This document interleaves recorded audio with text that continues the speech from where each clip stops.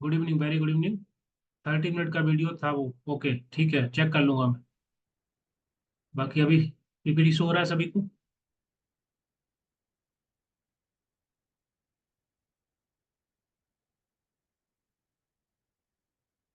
ठीक है, हम लोग स्टार्ट करते हैं। लास्ट ईयर जो अभी जो दिसंबर का एग्जाम हुआ था उसका क्वेश्चन को हम लोग डिस्कस करेंगे, देन कंटिन्यू उसके बाद पीछे आगे वाले क्वेश्चन।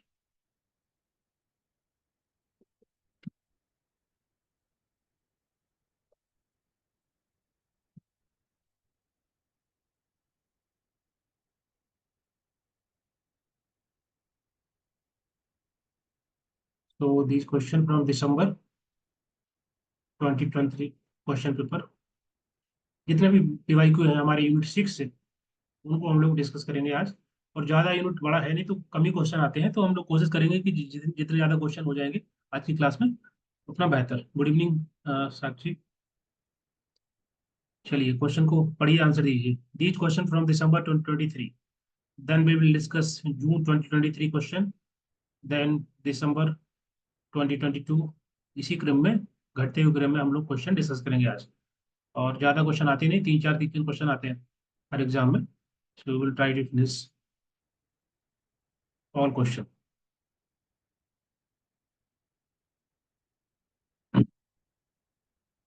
चलिए बताइए क्या आंसर होगा।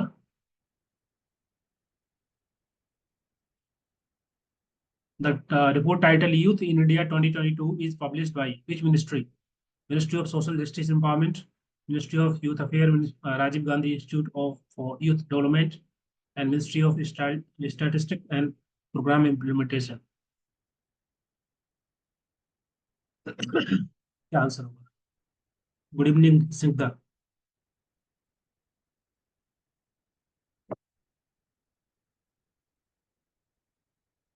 सो बेसिकली ये जो रिपोर्ट है इसको पब्लिश किया जाता है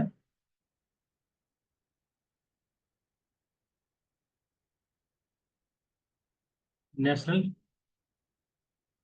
स्टैटिस्टिकल ऑफिस, इसको बोलते हैं ministry of statistics and program implementation, government of India. ठीक है, इसको जून 29 को जो है इसको पब्लिश किया गया था 2022 में। And this is the fourth one, ये जो है चौथी सीरीज में, फोर्थ नंबर पे, मतलब चौथी रिपोर्ट जारी की गई है मिनिस्ट्री के द्वारा। ओके। तो बेसिकली ये जो रिपोर्ट है इसका फोकस होता है कि यूथ की जो भी प्रॉब्लम्स है उसको फोकस करते हैं, उसको हाईलाइट करते हैं, जो भी इशू होते हैं यूथ को लेकर के, specially in the age of 15 year to 29 year. Okay, everything will be have discuss in this report. जैसे कि for example age specific mortality rate, ठीक है, एनीमिया के कितने केसेस होते हैं इस एज के अंदर, उनको एजुकेशन लेवल, ठीक है, इसके अलावा जेंडर पैरिटी, हायर एजुकेशन। तो जितने भी इशू, जितने भी मुद्दे होते हैं specially in this age from 15 to 29, उन सबको इसके अंदर दिया जाता है डिफरेंट सेक्शन के अंदर। So this is the youth in India 2022 report which is published by the Ministry of Statistics and Program Implementation. Option number 4 correct हो जाएगा।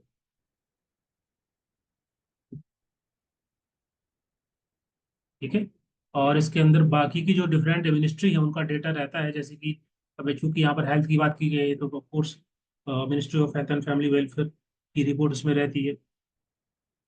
ठीक है, इसकी जैसे एजुकेशन को लेकर गए तो एजुकेशन जो मिनिस्ट्री है उसका डेटा रहेगा इसके अंदर, data from ministry of education. Employment की चर्चा की गई है तो कोर्स इसमें, और बाकी अब इसी प्रकार के सभी मिनिस्ट्री का डेटा इसमें कंबाइन रहता है, और ये इसको बोलती है youth in India 2022 report. Clear है सभी को? ऑप्शन नंबर 4 करेक्ट आंसर होगा।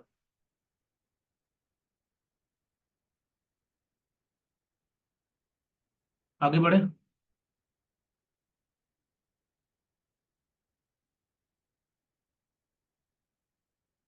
क्वेश्चन नंबर सेकंड, इसको पढ़िए, आंसर दीजिए। स्टेटमेंट दिए हैं तो आपको बताना है क्या दोनों सही है या गलत, जो भी है।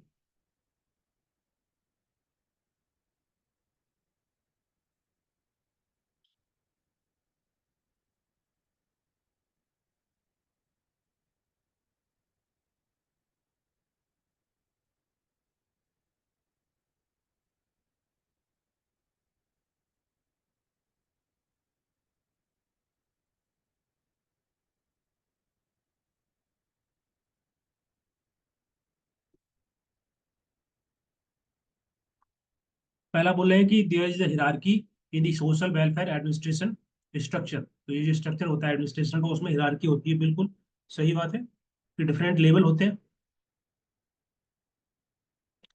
लेवल ऑफ अथॉरिटी, ठीक है। डिसीजन मेकिंग पावर सभी के पास होती है, डिफरेंट स्टेज पे, डिफरेंट लेवल पे। तो ये पहला कथन जो है सत्य है। दूसरा है the leadership decision making capacity power are essential element of administrative process. तो ये भी कथन आपका सही है, गलत नहीं है। पहले जैसे लिखा है लीडरशिप, तो लीडरशिप होना जरूरी है किसी भी ऑर्गेनाइजेशन के अंदर। एक डायरेक्शन देने के लिए एक लीडर होना जरूरी है, लीडरशिप होना जरूरी है। उसी प्रकार से साथ साथ जो सही डिसीजन ले पाएगा, सही चॉइसेस बना पाएगा, उसके अंदर एबिलिटी होनी चाहिए। ओके, और किस प्रकार से जो भी चॉइसेस हैं, जो भी प्लान है, उनको बेहतर तरीके से इम्प्लीमेंट करने के लिए पावर चाहिए। तो all these things, leadership, decision making power, this is very important. So that's very essential element of administration process. ठीक है, दोनों ही कथन सत्य है, तो ऑप्शन नंबर पहला आप करेक्ट हो जाएगा। इजी क्वेश्चन है, आई होप आपको सभी को क्लियर होगा। इसमें किसी को डाउट?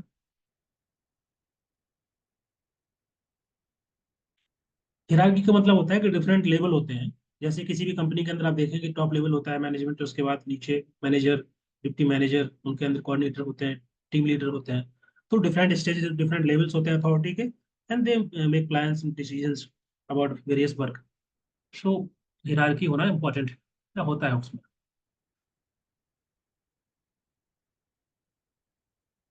चलिए next question, question number 112। Which of the which is the major objective of social administration. Social administration का क्या मुख्य ऑब्जेक्टिव है, उद्देश्य?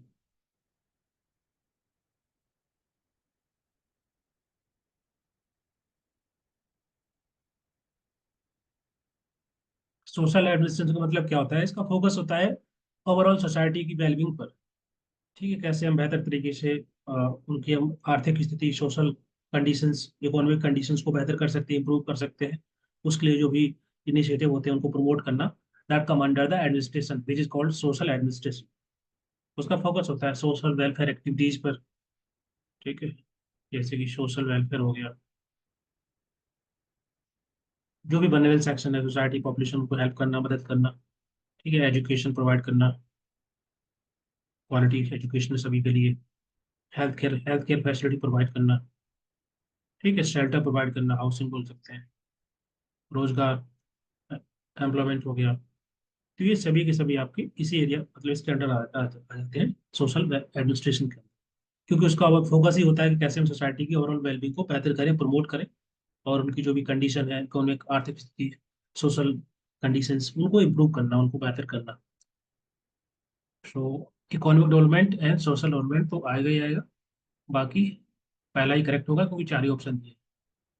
ठीक है, पर्सनल डेवलपमेंट होता है, लेकिन इसका जो फोकस होता है एक ओवरऑल डेवलपमेंट पर, सोशल डेवलपमेंट, इकोनॉमिक डेवलपमेंट पर। इसका प्राइमरी ऑब्जेक्टिव नहीं माना जाएगा।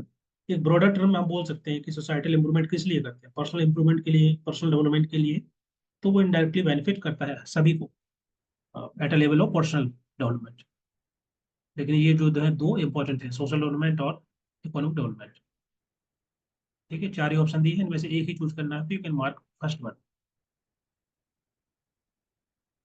आगे बढ़े,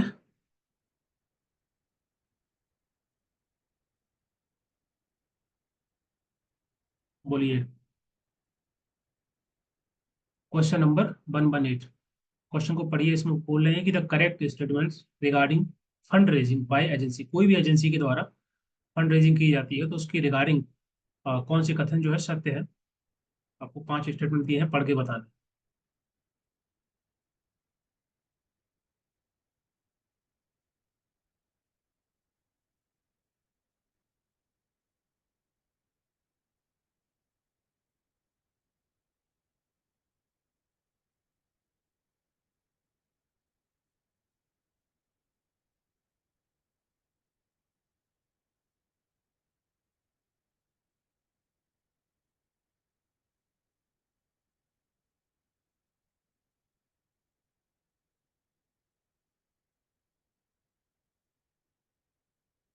क्या आंसर होगा?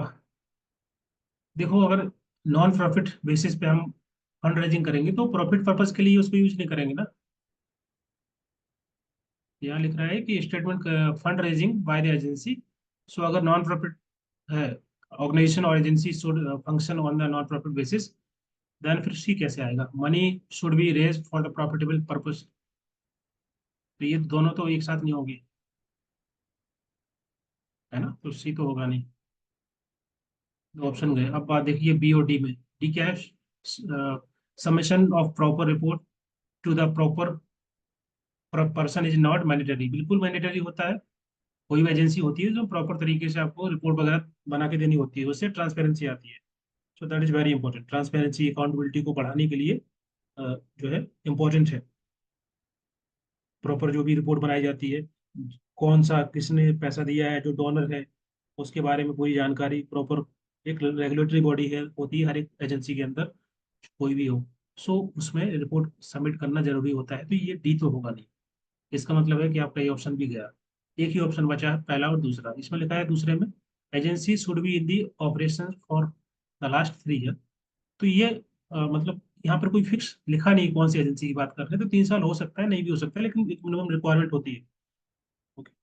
तो जो कि यहाँ पर मेंशन नहीं है, कम से कम मिनिमम रिक्वायरमेंट है कि एक, it's not mandatory to every agency, but कुछ ना कुछ तो रिक्वायरमेंट होती है। तो आपको दो ऑप्शन चूज करना है। You can mark first one के साथ साथ इसको आप मार्क कर सकते हैं।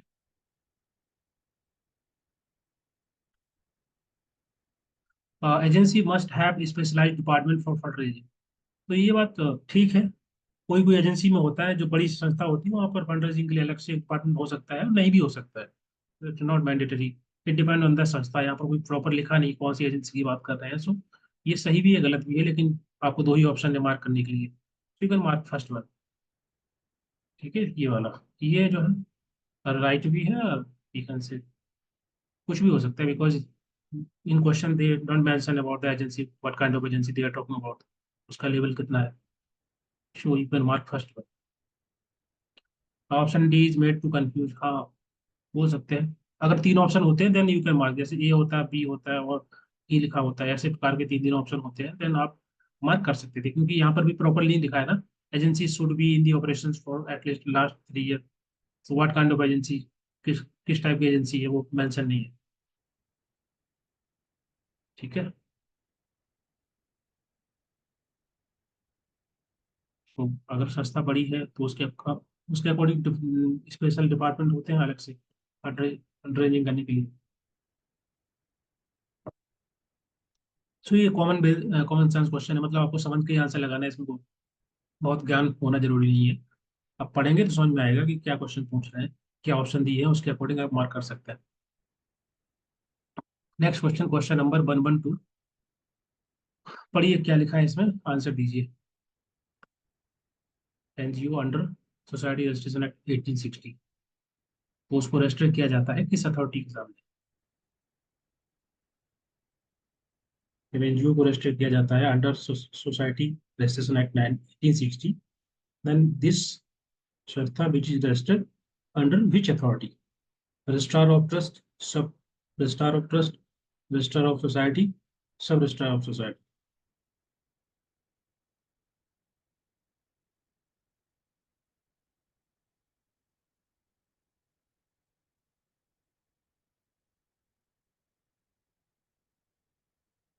तो दो लेवल पे जो है आपका रजिस्ट्रेशन हो जाता है। एक तो स्टेट लेवल पे होता है रजिस्ट्रेशन,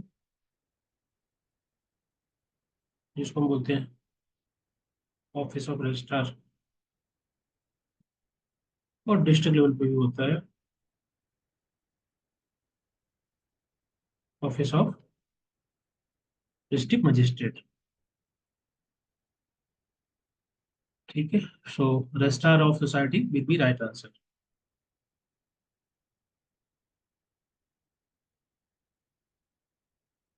क्लियर है?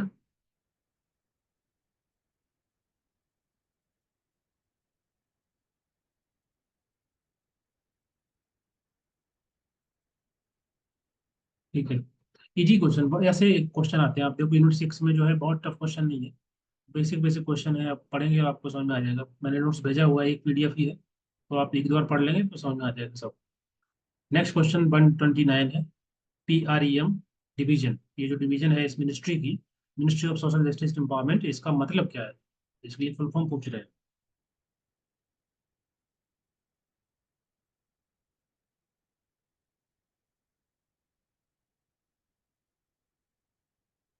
तो ये जो डिवीजन है उसका काम क्या होता है? ये जो डिवीजन है इसका क्या काम होता है?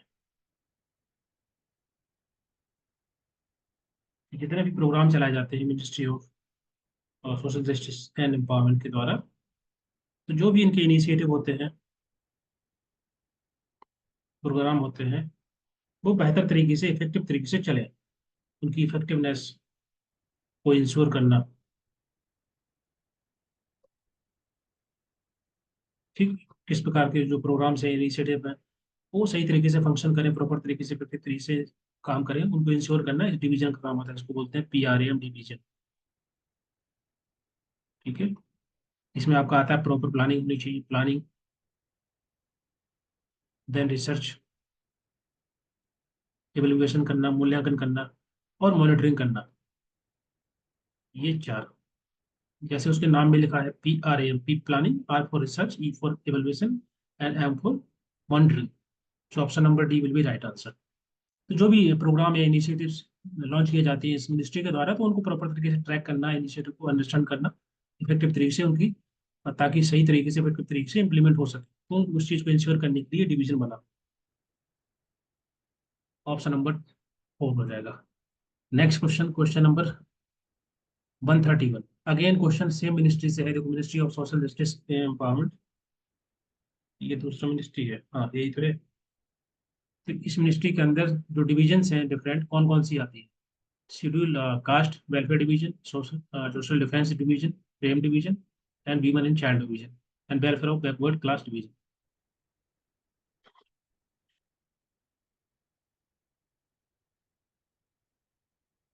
एक तो अभी मैंने बताया था कि ये तो होगा ही होगा, अभी डिस्कस किए।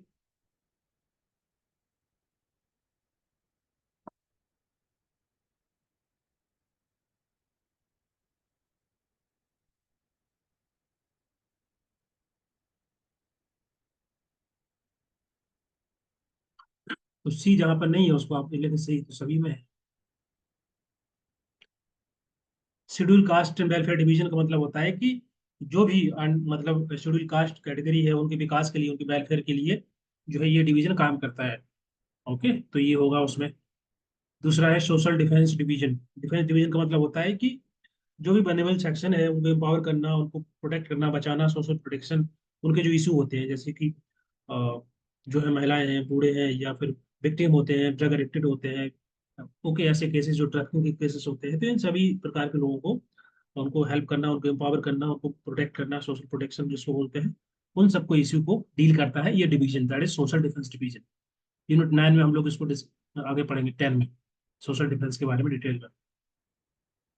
ये तीसरा तो होगा ही होगा, मतलब ए और बी और सी तो आएंगे ही आएंगे। इसका मतलब है कि जहाँ ABC है उसको आप देख सकते हैं, ये वाला गया ऑप्शन, ये ठीक है, यहाँ बी नहीं है, ये वाला है।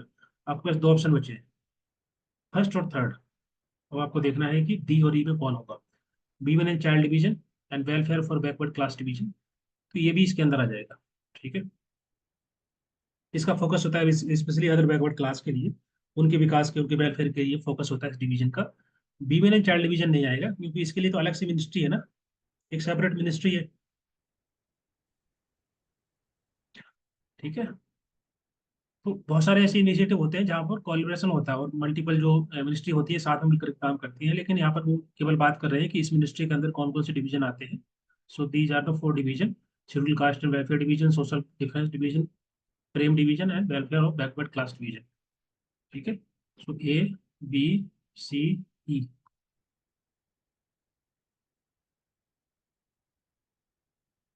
हाँ, ये आंसर हो जाएगा। क्लियर है, सी हो जाएगा। Next question. ओके, तो ये क्वेश्चन देखो दिसंबर में आए हुए थे क्वेश्चन, ज़्यादा टफ क्वेश्चन नहीं, अगर आप देखेंगे तो कहाँ टफ है। ये क्वेश्चन, ये देखिए, ये क्वेश्चन दोनों एक ही जैसे टाइप के क्वेश्चन है, अगर आपने पढ़ा होगा तो लगा पाएंगे इसका आंसर। ठीक है, और वैसे इसको आप लगा ही सकते हैं क्योंकि ये तो अलग मिनिस्ट्री है ना, women and child division के लिए तो अलग से मिनिस्ट्री है। प्लीज बंद कर लीजिए video.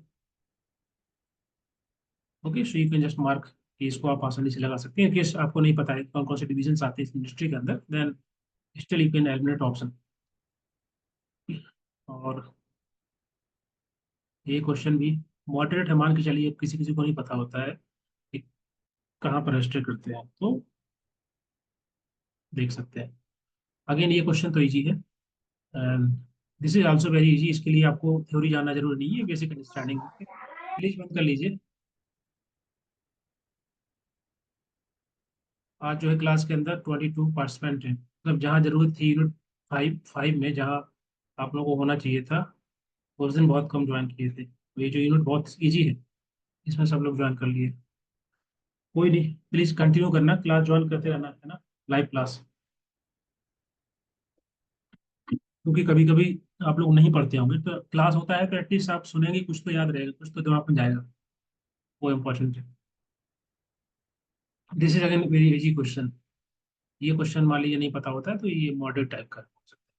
So we have like 1 2 3 4 5 6 7, 7 question जो है इस बार आए हुए थे। इसमें से दो तीन ही टफ है, बाकी तो इजी क्वेश्चन थे। चलिए जून के क्वेश्चन देखते हैं, क्या क्या क्वेश्चन आए हुए हैं। पढ़िए, इस क्वेश्चन को पढ़िए, आंसर दीजिए।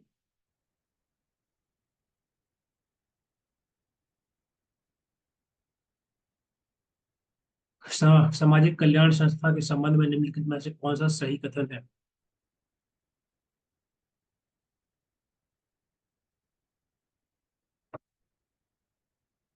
विच of the following are correct regarding social welfare institution. ये जो संस्थाएं होती हैं, काम करती हैं, सर्विसेज प्रोवाइड करती हैं, जो भी नीडी पीपल है, डिसएडवांटेज पीपल है, माइनरेबल सेक्शन सोसाइटी का, उनके लिए काम करती है social welfare institution. To provide right to participation in society, society के अंदर भागीदारी को बढ़ाने के लिए, अधिकार दिलाने के लिए। इज इट, और it respond to the needs of society, society के जो नीड्स हैं उनको रिस्पॉन्ड करने के लिए, उनको मदद करने के लिए, हेल्प करने के लिए, जरूरतों को पूरा करने के लिए। तीसरा है, it emphasis on the economic and social wellbeing, लोगों की सामाजिक और इकोनॉमिक आर्थिक स्थिति को बेहतर करने के लिए, प्रमोट करने के लिए इसका फोकस होता है। And it provides an opportunity to participate fully in the society, society में पूर्ण रूप से लोगों की भागीदारी हो, उसको अपॉर्चुनिटी प्रोवाइड करना, मौका देना।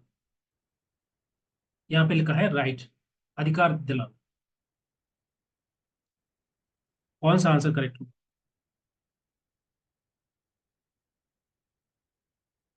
देखिए, जो सोशल वेलफेयर इंस्टीट्यूशंस होते हैं, उनका काम अधिकार दिलाना नहीं होता है। ठीक है, they not necessarily provide right, they can they can play as as a important role कि कैसे सोसाइटी के अंदर सोशल इंक्लूजन बढ़े, कैसे प्रमोट हो, लोग कैसे एम्पावर कैसे करना हो, लोगों का पार्टिसिपेशन ज़्यादा कैसे बढ़े सिविक एक्टिविटी के अंदर।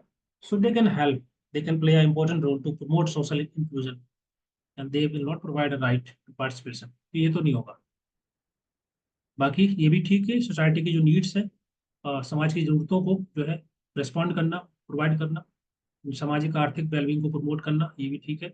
सो बी आएगा, सी आएगा। And it provide an opportunity, हाँ मौका देते हैं, जैसे मैंने बताया कि as a important role play करते हैं और एम्पावर करते हैं लोगों को, और उनको मौका प्रोवाइड करते हैं कि वो कैसे समाज के अंदर सभी वर्ग जो है पूर्ण रूप से पार्टिसिपेट कर पाए।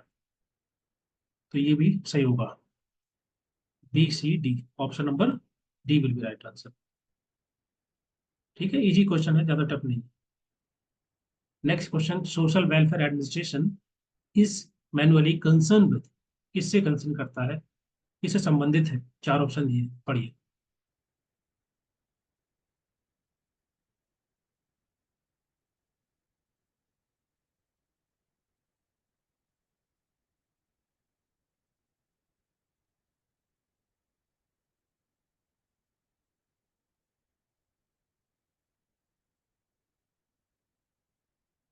Democratisation of administration, maximizing the number of beneficiary, sensitizing administration, and delivering the social welfare services.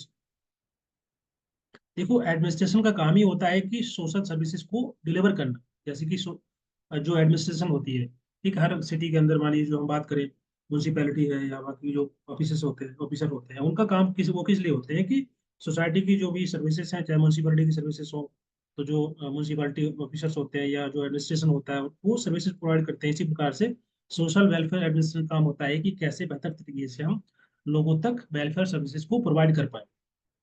ठीक है, इसमें उनका प्रॉपर तरीके से प्लानिंग करना, इम्प्लीमेंटेशन कराना, प्रॉपर तरीके से एवेल्युएट करना प्रोग्राम को, लोगों तक कैसे बेहतर तरीके से सर्विसेज पहुंच सकती हैं, ये काम होता है सोशल वेलफेयर एडमिनिस्ट्रेशन का।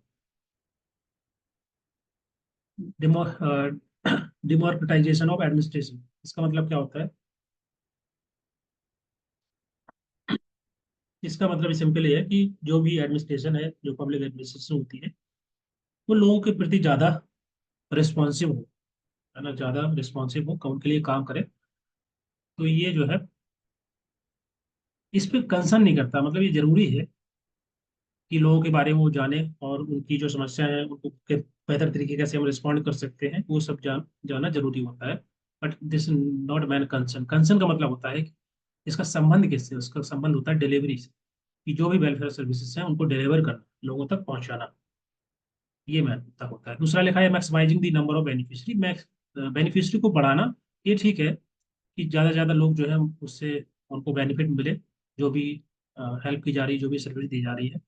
सेंसिटाइजिंग एडमिनिस्ट्रेशन, इसका मतलब होता है कि जो एडमिनिस्ट्रेशन है उनको जागरूक बनाना, उनको अवेयर करना लोगों की नीड से।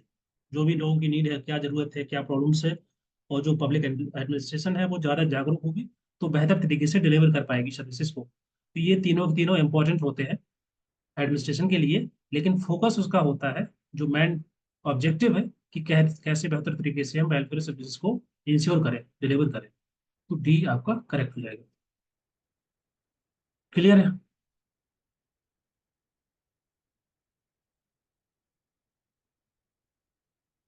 बताइए।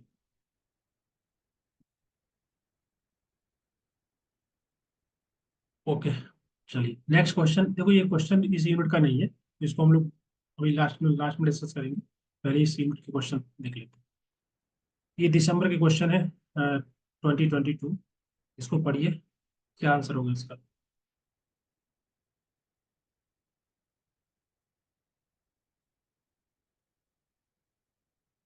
बहुत इजी क्वेश्चन है, तो पता रहना चाहिए कि minimum number of people required to register as organisation under the society registration act, that is 7। ठीक है,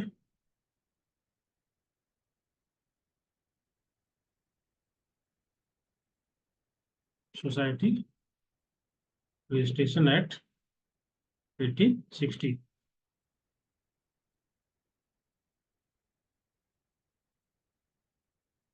7 will be right answer. Next question, question number 16. Whose name is associated with this? ये इसका फुल फॉर्म पता है होना चाहिए आपको, और किसके द्वारा इसको दिया गया। ये भी इजी क्वेश्चन है।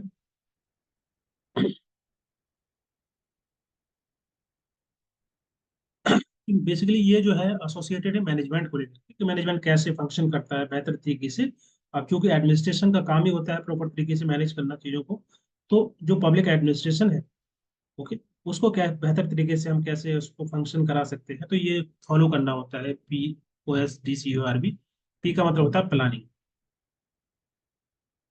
ठीक है। ओ का मतलब होता है ऑर्गेनाइज करना, ऑर्गेनाइजिंग, मतलब जो भी रिसोर्सेस हैं, जो टास्क हैं, जो लोग हैं, उनको इफेक्टिव तरीके से ऑर्गेनाइज करना, ताकि जो भी हम हमारा जो ऑब्जेक्टिव है, जिस उद्देश्य के लिए काम कर रहे हैं, वो पूर्ण हो पाए, तो उसको ऑर्गेनाइज बोलते हैं। एस का मतलब होता है स्टाफिंग करना। स्टाफिंग का मतलब क्या होता है कि जैसे कि जो भी एम्प्लॉयज हैं उनको ट्रेनिंग देना, रिक्रूट करना, उनको सिलेक्शन करना, उनको ट्रेनिंग प्रोवाइड कराना, एक कॉम्पिटेंट जो है एक वर्कफोर्स तैयार करना कि जो कि काम करेगी, ठीक है, उसको स्टाफिंग बोलते हैं। क्या क्या रिक्वायर्ड है, क्या क्या उनको स्किल्स की जरूरत है, क्या क्या ट्रेनिंग देने की जरूरत है, उनको कॉम्पिटेंट बनाना, उनके अंदर स्किल डेवलप करना, so that they can work. D का मतलब होता है डायरेक्टिंग।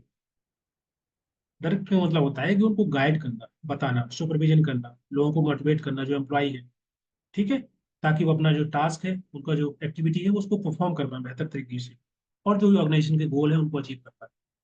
सी का मतलब होता है, सीओ है साथ में है। सीओ का मतलब क्या होता है?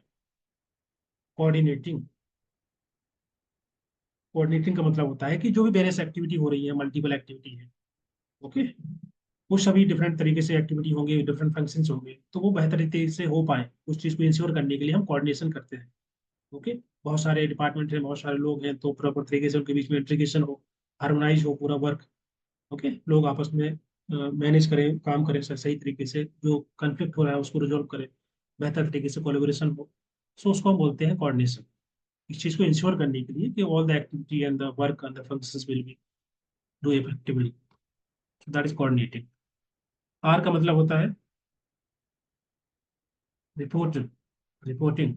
हाँ, रिपोर्टिंग का मतलब हुआ कि जो भी इंफॉर्मेशन है उसको गैदर करना, जिस संस्था के अंदर जो भी एक्टिविटी हो रही है, डाटा कलेक्ट करना, उसको एनालाइज करना, समझना क्या क्या प्रॉब्लम से प्रॉपर कम्युनिकेशन होनी चाहिए। तो ये सभी सभी चीजें आपकी रिपोर्टिंग के अंदर आती है। लास्ट लास्ट होता है बजटिंग। बजटिंग का मतलब होता है एलोकेशन करना, मैनेजमेंट करना, जो फाइनेंशियल रिसोर्सेस है उनका बेहतर तरीके से एलोकेशन हो, टाइमली जो है एलोकेशन हो, मैनेजमेंट हो। ओके, बजट का सही से उसको बनाना, क्या क्या एक्सपेंडिचर है, या उसको लगातार मॉनिटर करते रहना, फाइनेंशियल जो अकाउंटेबिलिटी है उस चीज़ को इंश्योर करना। ये सभी के सभी जो फाइनेंशियल रिलेटेड रिसोर्सेज होते हैं उनको कैसे हम एलोकेट कर सकते हैं, कैसे मैनेज करेंगे सही तरीके से, वो बजटिंग के अंदर आता है। ताकि जो भी हमारा पर्पज है, जिस उद्देश्य के लिए जो ऑर्गेनाइजेशन काम कर रही है, उसको हम अचीव कर पाए और कंटिन्यू कर पाए आगे के लिए। क्योंकि पैसा नहीं होगा तो ये सभी एक्टिविटी करके क्या ही करेंगे, है ना। प्रॉपर बजटिंग होनी चाहिए। ओके, राइट इसका आंसर है लीथर गुलिक, इनके द्वारा ये दिया गया था। ओके, एक अमेरिकन पब्लिक एडमिनिस्ट्रेशन थ्योरिस्ट थे, उनके द्वारा इसको थ्योरी को दिया गया था। C will be right answer. Evaluation and feedback also included later, हाँ बाद में इसमें ऐड हुआ है एवेल्युएशन एंड फीडबैक, बट आपको इसका ही बताना है तो राइट आंसर ये हो जाएगा। चलिए, next question, question number 17। Not for profit organisation किसके अंडर रजिस्टर होते हैं?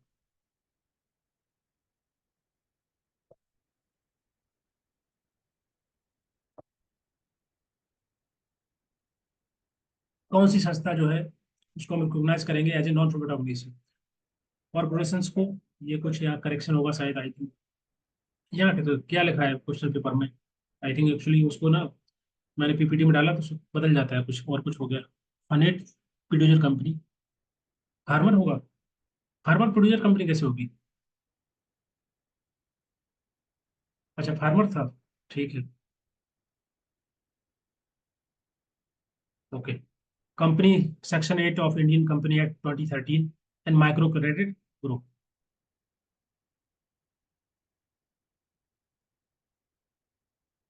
Option number C will be right answer.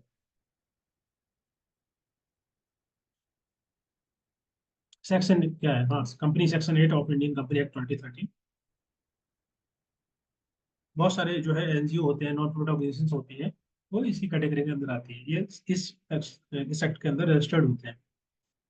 Okay, बहुत सारे वर्क होते हैं कंपनी के, एनजीओ के, साइंस, कॉमर्स, आर्ट को प्रमोट करना, या बाकी के जो भी इशू होते हैं सोसाइटी के, एजुकेशन, पॉवर्टी है, अदर काइंड ऑफ ऑब्जेक्टिव, इस उद्देश्य के साथ इनको बनाया जाता है संस्थाओं को। Option number C will be right answer. Section 8 company के कुछ एग्जाम्पल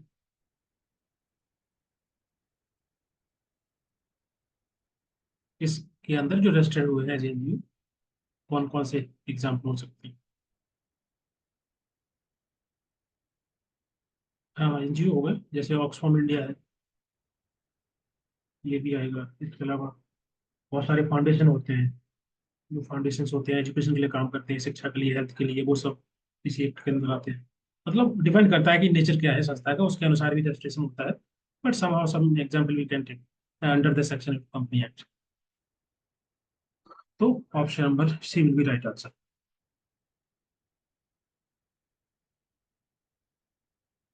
ओके, आगे बढ़े।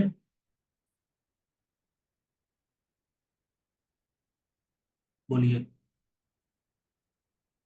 Question number 18, the residual welfare model of social policy is one of the model of social policy given by.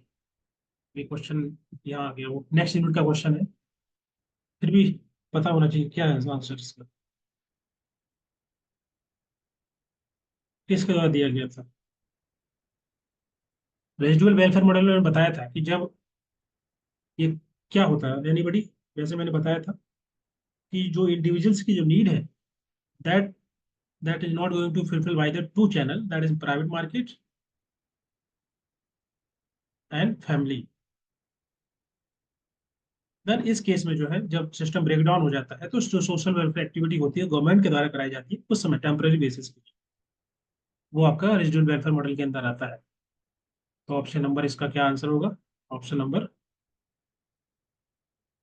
हाँ, फर्स्ट वन होगा, R M टिटमस।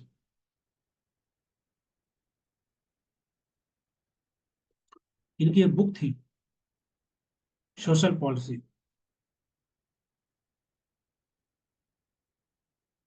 And introduction, 1974। उसमें इन्होंने चर्चा की थी इस मॉडल की, दैट इज